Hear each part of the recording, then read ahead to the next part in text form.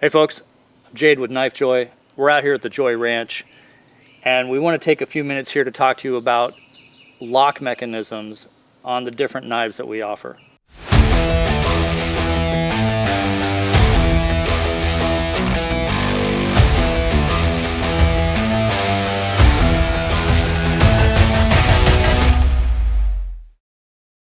First up is going to be the one that's in my hand, the one from Tor Knives. This is a frame lock. So the frame of the knife, the frame of the handle, part of that is your actual locking mechanism. So as you open the blade, that locking mechanism slides over, engages the back of the blade, and locks it in place. To close the blade, you physically move that part of the frame of the knife over, clearing a path and allowing the blade to close. So frame lock on a Tor knife. A similar type of that is on this Esnix knife here. So on this Esnix Beer Buster, the liner lock, the liner of the frame here, which is actually part of the frame itself, the liner lock is going to slide over and engage the back of the blade. So when you open the knife, this one being a top flipper, that part of the liner is going to slide over and engage the back side of the blade and lock it. So it can't close up on your hand. You have to physically move that out of the way. On this Benchmade, we've got the axis lock. So back side of the blade, you see that crossbar going through both sides. As the blade opens, it finds that flat space, and then that axis comes over the back and locks it in place. So again, the blade is locked in place. It can't close until you physically move that bar out of the way, and then it'll close. So the axis lock on the Benchmade. We've got a couple different offerings from Spyderco.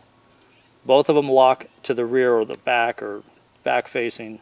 So as that blade comes and opens, it's almost like a liner lock, but on the back side. And that bar slides over, engages it, prevents it from closing. You got to physically move that out of the way to close that one. On this other Spyderco, the locking mechanism is also on the back of the blade, but it's a different type of mechanism. So instead of moving the liner side to side, this is just a back spacer that finds home when the blade is fully open.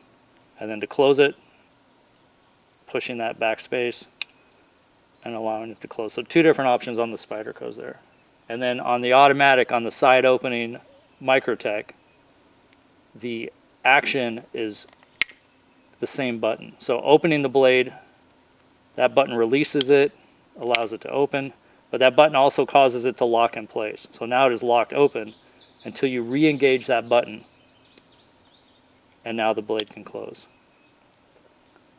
Why do you care about how your folding knife locks?